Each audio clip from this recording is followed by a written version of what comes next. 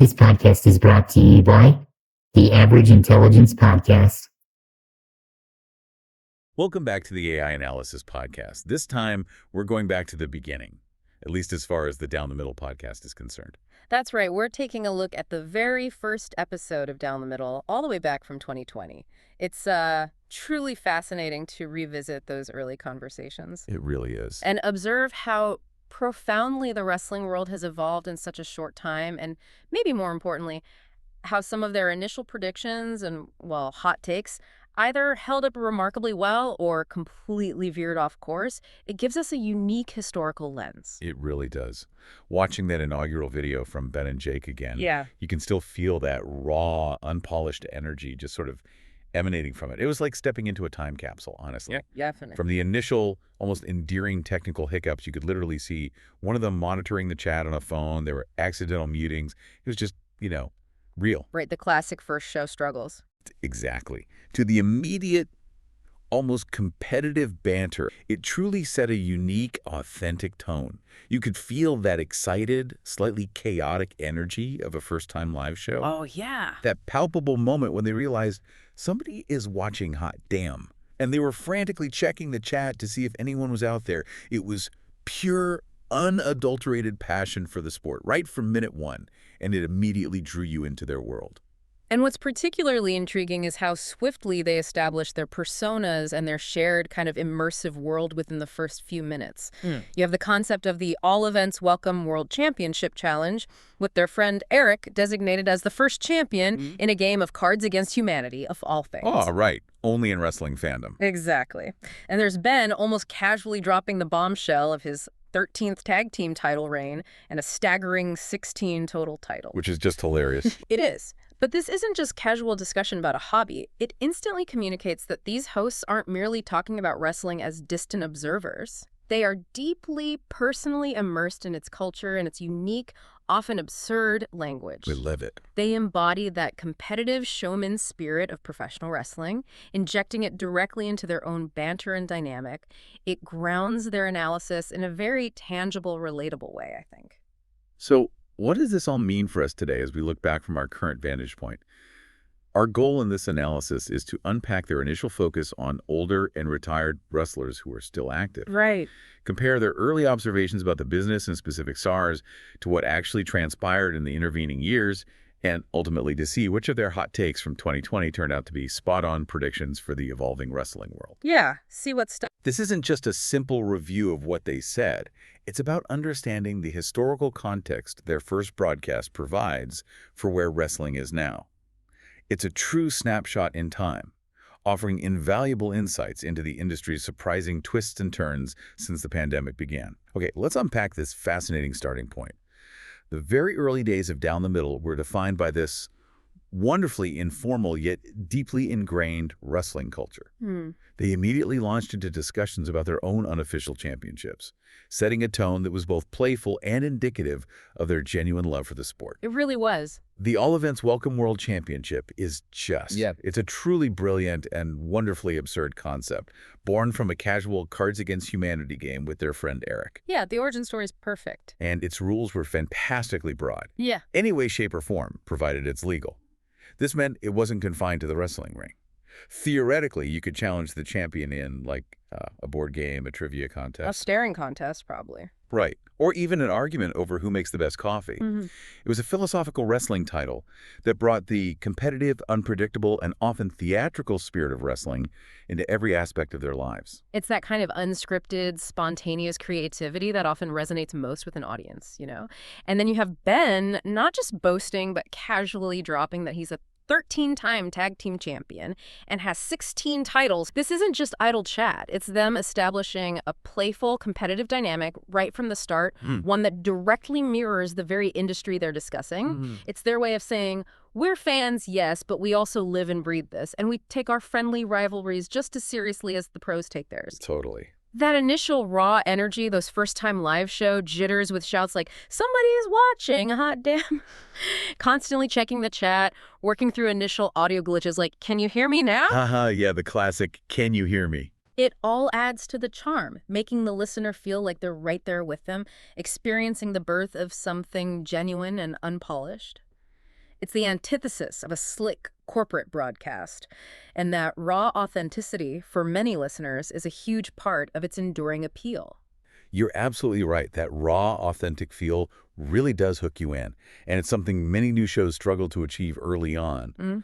But I wonder, did that unpolished energy, while endearing, also present any challenges for them as a new show trying to establish credibility? Especially when they immediately launched into this meta conversation about using wrestling terms. Yeah. One of the hosts actually asks, is it insulting for me to use wrestling terms, being that I am not in the industry, nor have I been trained in the industry? What does that question tell us about their understanding of the wrestling community and its, unspoken rules? It's a wonderfully self-aware moment, actually, and I think it speaks volumes about their respect for the wrestling community. This raises an important question about the line between fan and critic, especially when you're discussing a world with its own deeply ingrained lexicon, its own language. Right. They immediately draw a crucial distinction. They felt it was acceptable to critique obvious mistakes, a botched move, a missed cue, because those are clear to any observer. Yeah, you can see that. However, they believed only wrestlers themselves could truly comment on work, the intricate, planned in-ring performance, the subtle storytelling within a match. That's a level of nuance that shows a deep respect for the craft, I think. That's a really crucial distinction, yeah, and it sets a standard for their commentary. They then went on to discuss a whole array of these insider terms. Can you walk us through some of the key jargon they were navigating and how they used them? Certainly. They discussed terms like pop, that explosive audible reaction from the crowd when something exciting happens. Like AJ Styles' debut, they mentioned. Exactly, like for AJ Styles' surprising debut. They also used bury, which in wrestling jargon means to deliberately diminish a wrestler's standing, their momentum, or their perceived importance, something they actually predicted for AJ Styles' fate, interestingly enough. We'll get back to that prediction for sure. Yeah. Then there's shoot, which describes moments where real-life names, or non-kayfabe, meaning non-storyline elements, are brought into the show. Like when Paul White, the Big Show, started using his real name. Okay. This contrasts sharply with work, which is basically any pre-planned or scripted element within the performance designed to create a specific reaction or tell a story, even if it appears spontaneous. And then they delved into the terminology surrounding the fans themselves. They spoke of marks, a term, sometimes affectionate, sometimes kind of derisive. Yeah, it depends who's saying it. Right. For those fans who genuinely believe wrestling is entirely unscripted and therefore react with genuine, unfiltered emotion. They even shared an anecdote about getting an unofficial blessing to use terms like marks from a wrestler named Nate Phoenix. Oh, really? Yeah, who, in a classic wrestling moment, apparently told them to get more of the marks in the shot during some public appearance.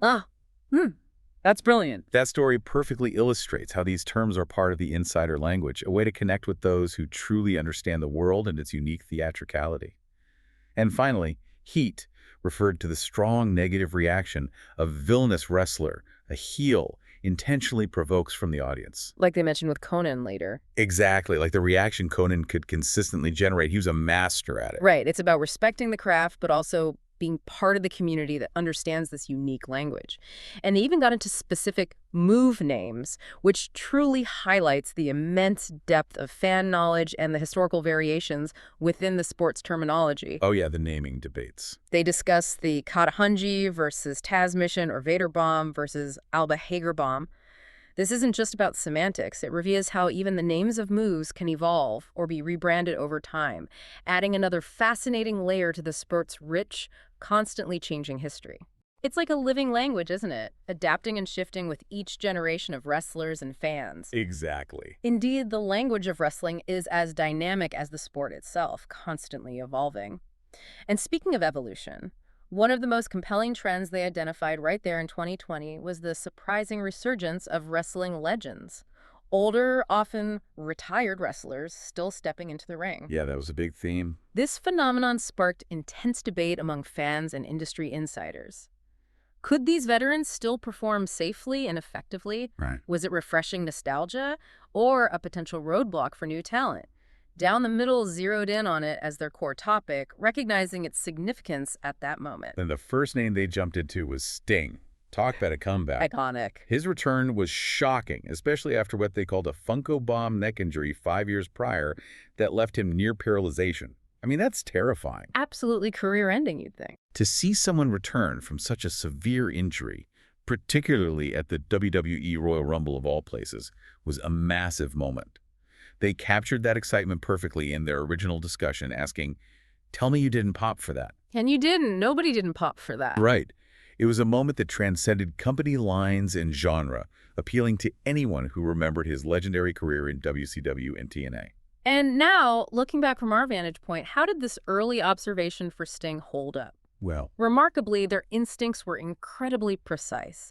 Sting went on to have a significant, highly well-regarded run in AEW, ultimately retiring on his own terms just this year at AEW Revolution. which was a fantastic final run by all accounts. Absolutely. He was indeed cleared to wrestle and consistently delivered compelling performances, often in tag team matches where his role was carefully managed to highlight his strength and protect him from further injury. Smart booking. Very smart. This demonstrates a very astute early observation from the hosts, recognizing his unique ability to transcend past injuries and perceptions, proving that carefully managed nostalgia can still be incredibly powerful and successful.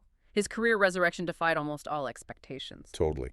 Then they moved to AJ Styles, and this was a fascinating discussion about hype versus their strong burying concerns. Yeah, the AJ Styles debut hype was immense back in 2016. There was huge anticipation for his WWE Royal Rumble debut, even though at the time it was mostly rumors floating around.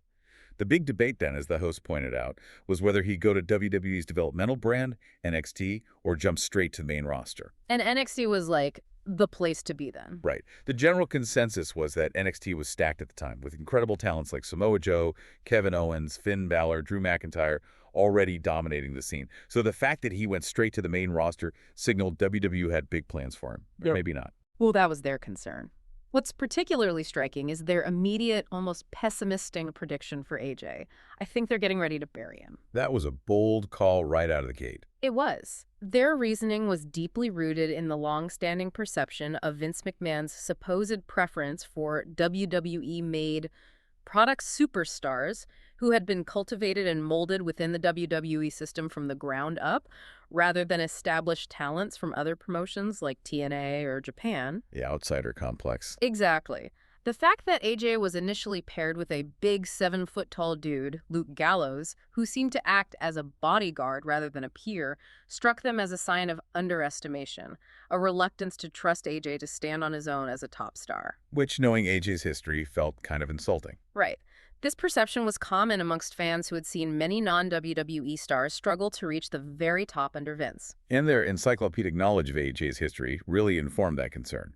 They brought up his extensive, groundbreaking run in TNA. Oh yeah, they knew their stuff. Noting his time in the innovative X Division, his NWA Tag Team Championship reign with Jerry Lynn, and his NWA World's Heavyweight Championship with the SEX faction, Sports Entertainment Extreme. Don't forget Japan. Definitely not. They acknowledged his incredible Japan career, where he notably led the infamous Bullet Club, making it a global phenomenon. It wasn't just a surface-level take. He was deeply informed by his entire career trajectory. Which made their burying prediction even more poignant because it felt like a potential dismissal of such a storied and influential background. Yeah. You know, he's great, but he's not our great. Exactly. Yeah. So the prediction was they thought he was doomed to mid-card hell, basically. Pretty much. However, what played out truly defied expectations, illustrating a different trajectory entirely. This misprediction on AJ Styles, while seemingly a simple miss, offers a profound insight into the wrestling business. How so? Well, it shows that even deep-seated corporate preferences, like Vince McMahon's supposed bias towards WWE-made stars, can be overridden by undeniable talent and overwhelming fan demand. The fans just wouldn't let him be buried. Exactly. AJ Styles not only avoided being buried, but remained a consistent top-tier performer in WWE. He held multiple championships, WWE Championship twice, U.S. title, IC title. Main evented WrestleManias. Consistently featured in high-profile matches and storylines, often in the main event picture, proving the burying theory wrong. AJ's consistent top-tier performance wasn't just about his skill. It revealed a strategic pivot within WWE, maybe. Or maybe just AJ being too good to ignore. Could be. Demonstrating that even a dominant promotion sometimes has to adapt its internal philosophy when presented with an undeniable, established external force that truly resonates with the audience. It really is a testament to how dynamic and responsive the industry can be when a performer genuinely connects. And that leads us to their discussion of other notable returns, which they categorized into the good, the bad, and the painful. A very apt categorization. Vampiro's match against Pentagon Jr. in Lucha Underground was cited as the good example. Despite Vampiro being long past his prime and showing the physical toll of his career, the hosts noted it was still a hell of a match. How was this achieved? What made it good in their eyes? It was achieved through masterful booking and ring psychology. That was the key takeaway. Okay. The pace was expertly controlled to benefit Vampiro, meaning the match was structured in a way that hid his physical limitations while highlighting his strengths, his mystique, his character work, his ability to tell a story without relying on constant high-flying maneuvers he probably couldn't do anymore. Making the most of what he had left. Precisely. The action was intense but sporadic, allowing for dramatic pauses and big impacts. This made him look like he was controlling the match in an athletic way, rather than struggling to keep up. It was a perfect example of how clever booking can make a veteran look strong, preserving their aura without exposing their physical decline. A masterclass in protecting your legends. Absolutely. A true masterclass in maximizing an older talent's impact. Then we get to the painful-to-watch example, The Undertaker. Specifically, his WrestleMania match against John Cena, which they hilariously described as technically wasn't even a match. It was basically a squash match, yeah. And just annoying, due to its incredible brevity and anticlimactic nature after so much build. But the longer discussions centered on his match with Goldberg in Saudi Arabia. Oh boy, that match. Where both legends, unfortunately, got dropped on their heads due to a series of dangerous botches. It was deeply uncomfortable to watch, wasn't it? Cringeworthy. And scary. It illustrated the immense risks when older performers, even legends, are pushed beyond their current physical limits. It reminds us that knowing when to call it a career is paramount in such a physically demanding sport. And it was particularly poignant because they referenced Undertaker's own candid admission on Joe Rogan's podcast later on. Yeah, that was eye-opening. He spoke openly about his conditioning not being where he wanted it to be for those later matches, and how he felt he overstayed my welcome because nobody wanted to tell The Undertaker that he couldn't go. That takes guts to admit, especially for someone like him. It really does. His astounding list of injuries. Multiple neck surgeries, hip issues, back problems, countless concussions, makes his longevity truly unbelievable. It adds a deeply human, vulnerable layer to the otherwise larger-than-life character. Makes you reflect on the immense sacrifices these performers make, doesn't it? Absolutely. And then Goldberg, who they somewhat controversially described as the pointless example. That ruffled some feathers, I bet. His Universal title match against Drew McIntyre was a head-scratcher for them. They questioned why he brought him in just to drop them out, arguing it would have been more beneficial to use somebody on your actual roster to build up to that level of competition. The classic part-timer debate. Exactly. This whole segment really highlights the enduring tension between using nostalgia draws for a quick pop and strategically building new full-time stars. It's a dilemma wrestling always faces. It's a debate that has raged for decades, especially in larger promotions like WWE. They recounted Goldberg's history with Brock Lesnar as a prime example of this dynamic. Right, the Survivor Series squash. The shocking 20-second win, the subsequent Universal title win over Kevin Owens, which really annoyed people. Yeah, KO is having a great run. And the eventual loss to Lesnar in what was positioned as a rubber match. These high-profile, often short matches with part-timers like Goldberg, while drawing eyes and maybe some mainstream attention. They often come at the expense of developing the full-time roster. It forces the industry to constantly weigh short-term gains against long-term talent investment. Yeah, it's a tough balancing act. A very tough one. Beyond these major names, they touched on a few others who were still active or being discussed for returns. Tully Blanchard, for instance. Yeah, Tully. The hosts, thinking about FTR's no flips, just fists style in AEW, entertained the idea of him wrestling with them. They even fantasy booked a specific spot where he dodges a moonsault and punches his opponent. Ha, classic fan booking. You love to see it. It's the best part. And another prediction check here. Tully Blanchard did indeed wrestle a handful of matches in AEW, often alongside FTR, primarily in multi-man tag matches. So they weren't totally off base. Not at all. While the exact predicted spot didn't happen, probably for the best, safety-wise. Doubly wise, yeah. His involvement was more as a manager and occasional in-ring presence, adding that veteran credibility and grit to FTR's act. It shows their insight into the potential synergies between older talents, especially gritty ones like Tully, and contemporary acts like FTR who valued that traditional style. It was a natural fit that largely materialized, even if not exactly as they dreamed it. Yeah, pretty close, though. They also brought up Taz, specifically his serious neck issues and why he's done from in-ring competition. Yeah, Taz had some brutal injuries. Despite his signature Taz mission, which they debated calling the Katahanji, still being discussed and even used by others like Samoa Joe, it's a sobering reminder of the physical toll this sport takes. Definitely. And Ken Shamrock was acknowledged as another older wrestler who, at the time in 2020, was still active in TNA, or Impact Wrestling as it became, another successful MMA crossover. And then there was Conan. They mentioned he was still wrestling in AAA, the Mexican promotion, It brought up that gimmick. including the highly controversial Trump supporter gimmick he used purely to generate heat, that strong, visceral, negative reaction from the audience. Which, you have to admit, is kind of brilliant in a wrestling context. Conan has always been a master of pushing buttons. This led to a fascinating historical tangent about his deep-seated heat with CMLL, the rival Mexican promotion, which ultimately led to the formation of AAA itself. Wow, so his personal issues literally changed the landscape. Pretty much. It's these kinds of deep cuts into wrestling history, connecting character choices to real-life rivalries that fundamentally reshaped entire promotions, that truly make conversations like theirs shine. Absolutely. What's fascinating here is that while they talked about Conan wrestling then, more recently, due to his own significant health issues, he's primarily served as a manager or commentator, showing how the industry adapts roles for its veterans.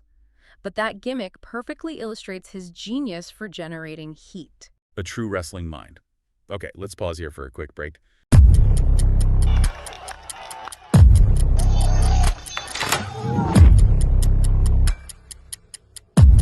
We choose to go to the moon and dictate and do the other things. Weird.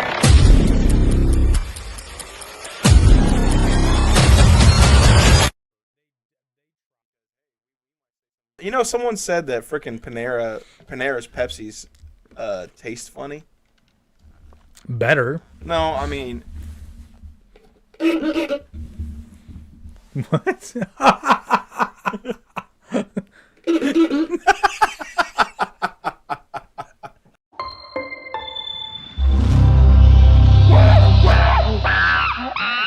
Welcome back.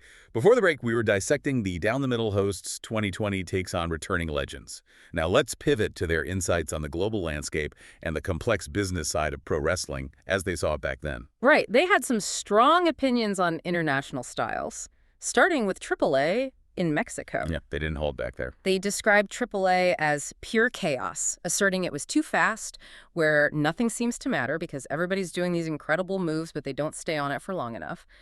A perceived lack of rhyme or reason. Kind of sensory overload, maybe? That seemed to be the implication. They drew a direct comparison to Lucha Underground, which, while also fast-paced Lucha Libre, they found understandable, with clearer storylines. Which was produced more like a TV show, I guess? Exactly. Unlike AAA, which they labeled as pure chaos due to its often frenetic, less structured match style.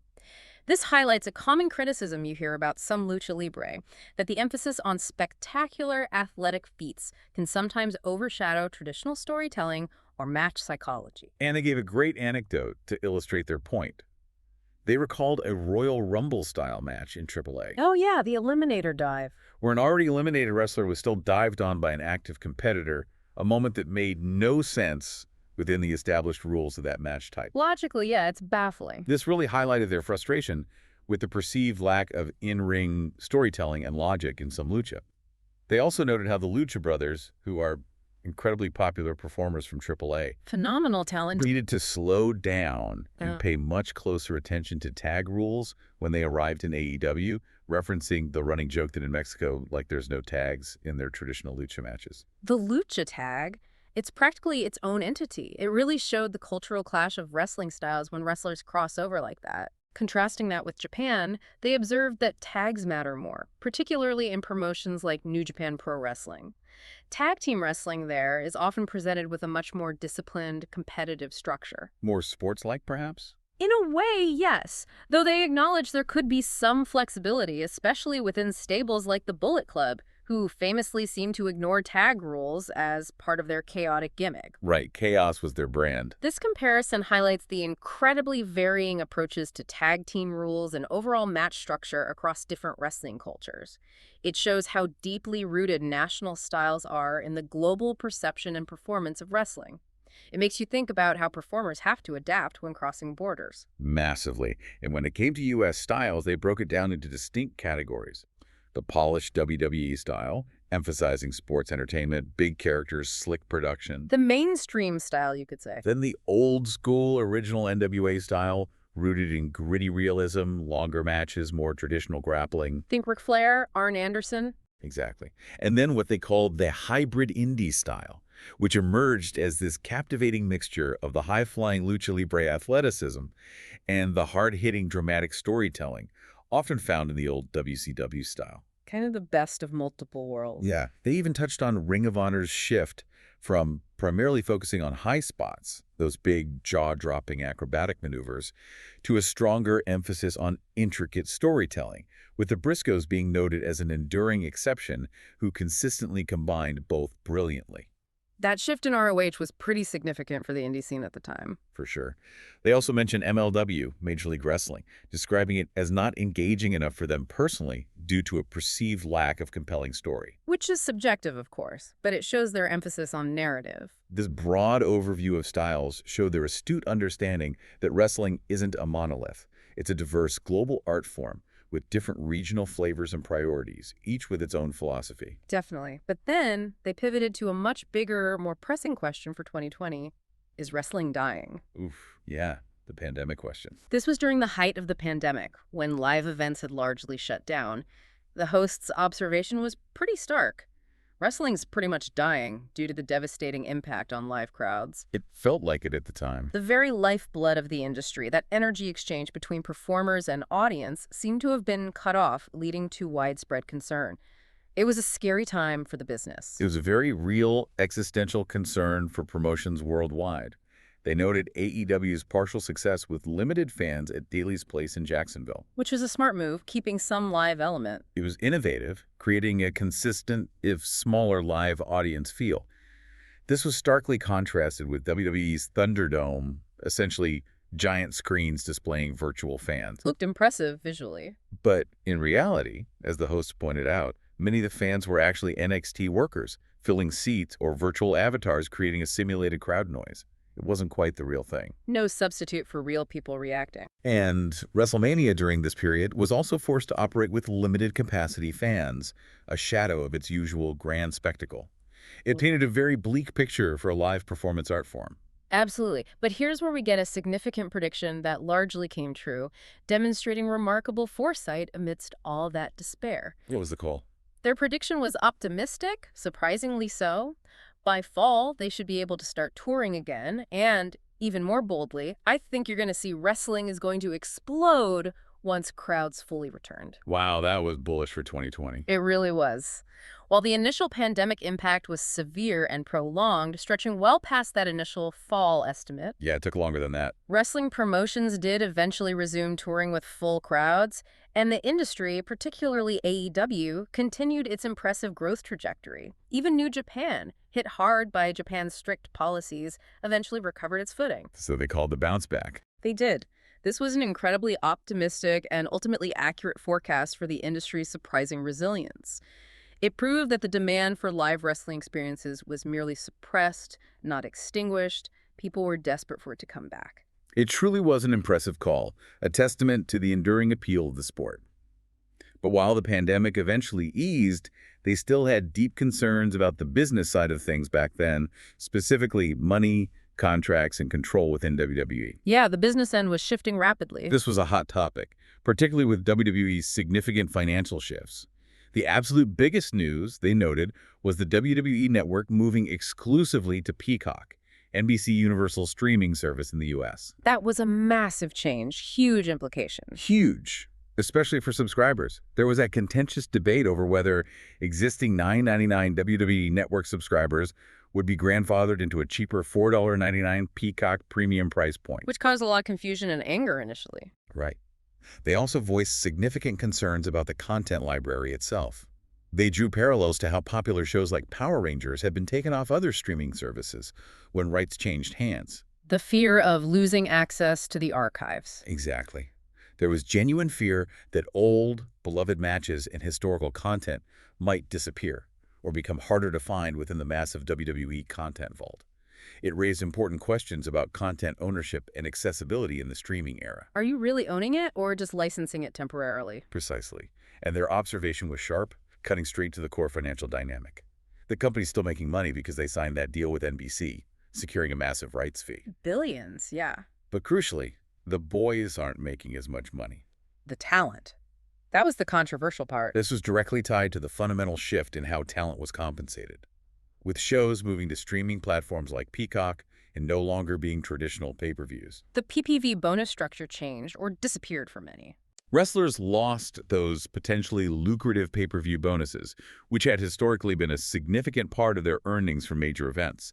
It was a clear example of corporate profits maybe not trickling down to the talent in the same way. Which led to a lot of grumbling, understandably. And what's particularly fascinating here is their focus on the highly controversial ban on wrestlers having outside Twitch or OnlyFans accounts. Oh, the third-party platform ban? That was huge news. A real flashpoint between WWE and its talent.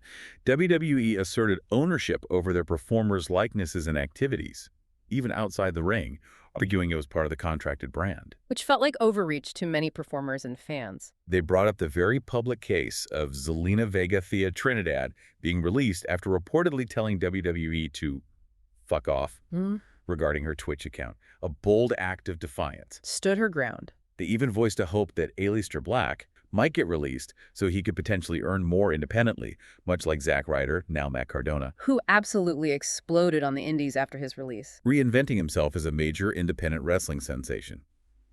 This whole episode highlighted a significant power struggle between corporate control and individual wrestler autonomy. It almost predicted a future where talent would increasingly seek alternative revenue streams and greater control over their personal brands. Which we've definitely seen more of since then. For sure. And on the flip side of that restrictive model, they saw AEW's alternative approach as a beacon of hope and a more talent-friendly environment at the time. Yeah, AEW positioned itself as the alternative in many ways. AEW was still running traditional pay-per-views, mentioning Revolution specifically, which meant their performers still had access to those potentially lucrative bonus structures tied to PPV buys. A key differentiator for talent earnings. They noted strong merchandise sales, too, with Orange Cassidy, the laid-back, effortlessly cool wrestler, being the #1 seller. Which is just amazing and speaks volumes about AEW connecting with a different kind of fan. Classic OC. It really does speak to AEW's unique character development and connection. And this raised an important point about AEW's talent-friendly approach and its fundamentally different philosophy. They highlighted the Young Bucks and Kenny Omega not just as top performers, but as executive vice presidents of the company. Wrestlers in management, basically. Exactly. These individuals were making more money on their own through merchandise, independent ventures like being the Elite and their AEW contracts than many main roster WWE guys. That's a huge claim. Crucially, they had control over their schedules, creative input, and most significantly, leveraged their collective star power to ultimately help start their own company. Unprecedented, really. This exemplified a significant power shift and talent leverage outside of WWE. It showcased a viable, different path for wrestlers seeking more creative and financial control over their careers, truly redefining what was possible for top talent in the modern era. And their ratings success was undeniable even then, just about a year into AEW's run on TNT. They hit the ground running. They were consistently killing NXT in the Wednesday Night Wars, regularly outperforming WWE's developmental brand in viewership and key demographics. Which forced NXT to eventually move nights. Right. On occasion, they had even outperformed Raw and even SmackDown, WWE's flagship shows, in certain demographics, which was huge news. Sent shockwaves, really. They also noted AEW's ambitious expansion plans. Back then, another YouTube show, AEW Dark. Elevation, which famously featured Paul White on commentary. Adding more content, more exposure for talent. And another hour-long TNT show planned for a different night, which turned out to be Rampage. These were all clear signs of a company on the ascent, rapidly challenging the established order and proving there's a viable, popular alternative for wrestling fans. They were making serious noise. Finally, across all promotions, whether it was WWE, AEW, or international companies, there was universal, unwavering agreement on one crucial element. Well, guess. The crowd. The indispensable importance of crowds. Wrestling, they unequivocally stated, is better when you have a crowd. No question. The Thunderdome, despite its technological wizardry, was seen as a necessary but ultimately imperfect solution. The closest thing that everybody has to fans, but never a true substitute. It just lacked that soul, that feedback. The sentiment was clear and profound. Watching wrestling without the visceral, reactive energy of live crowds doesn't hit the same. It profoundly underscored the intrinsic, almost symbiotic connection between wrestling and its audience. A dynamic, emotional feedback loop that defines the very essence of the sport. The crowd isn't just watching, they are an integral part of the performance itself. You can't replicate that with screens. It really can. So if we connect all this back to the bigger picture, revisiting this very first episode of Down the Middle offers a truly unique snapshot. It captures a wrestling world teetering on the cusp of significant, unforeseen change in 2020. A real moment in time. The global pandemic was a massive, unprecedented disruptor, forcing every promotion to adapt or perish. And looking back now, we've seen how some companies brilliantly adapted, how the core business models shifted dramatically. Like the move to streaming, the talent payment issues. Exactly, and how the value and autonomy of a wrestler began to change in this new landscape. It's abundantly clear that the industry, while incredibly resilient, was forced to fundamentally reevaluate many of its long-standing practices and assumptions. Things couldn't just go back to exactly how they were. It's absolutely fascinating to look back and see which of their hot takes and predictions actually materialized. Sting's surprising, successful resurgence. They nailed that one. A testament to his adaptability. Spot on. While their burying concern for AJ Styles, thankfully, didn't quite pan out, showing the power of undeniable talent maybe overriding perceived booking patterns. A good miss, in that case. Definitely. And their optimism for the industry bouncing back post-pandemic, despite the initial grim outlook, was remarkably accurate. It truly highlights just how quickly the landscape of professional wrestling can evolve, both creatively in the ring and financially behind the scenes. It's such a dynamic, unpredictable beast. It really is. And this raises an important question for you, our listener, to maybe ponder. Given the rapid and often surprising evolution of wrestling just since 2020, what do you think is the next major shift or prediction for the industry's future that will surprise us most? That's a good question. Will we see another unexpected rise of a new major promotion truly challenging the established order? Or maybe a fundamental, lasting change in how wrestlers are compensated or how their creative freedom is managed across the board? Or maybe something totally different. Like, will an entirely new technology or platform change the very way we consume wrestling content, much like streaming did? AI-generated matches. Who knows? The possibilities are endless, really. It's always evolving. We hope you enjoyed this exploration into the very first Down the Middle video. We aim to keep it straight down the middle. A conversation between a passionate fan and a former ref, giving you the insights and context you won't find anywhere else, pulled directly from the source material. And a special shout out to Eric, who apparently helped them sort out their audio in that very first video. His contribution lives on. Indeed. And it helps us appreciate just how far things have come, both for them and for wrestling. Until next time, enjoy the ever-evolving world of professional wrestling. How's it going, everybody? It's Jake from the Down the Middle podcast, and I'm going to take a quick moment to invite you to check out our show, which airs every other Thursday at 8:30 p.m. on YouTube. If you love pro wrestling, you're definitely going to want to check this out. We talk about the latest in pro wrestling. AEW's pay-per-views are rough, man. And it's obvious, like, Tony Khan is booking for Tony Khan, and it's obvious because Tony Khan has clinical freaking ADHD, but the kind where, like, you can hyper-focus on the thing you love. He's like, I legitimately want to watch wrestling for 7 hours. It's like, Tony. Now everybody else does. Hardly anybody else does. We talk about some of our favorite things in pro wrestling. One of the best promos ever. Like, can we just say, like, I had fucking goosebumps. And here's the thing, I know it's a work, but I'm watching that and I'm like, I think MJF might have duped somebody. And we have a hot take here and there too. Nothing against Riho, it's just like, do you think the audience is fucking stupid? Riho weighs 98 pounds. The vast majority of great moments in professional wrestling have nothing to do with the move. Don't get me wrong, the moves are part of it. Cena's like, I don't even remember how I won. Everybody remembers this. But the best part about our show is that you are part of the conversation. So check out the show and join in the fun.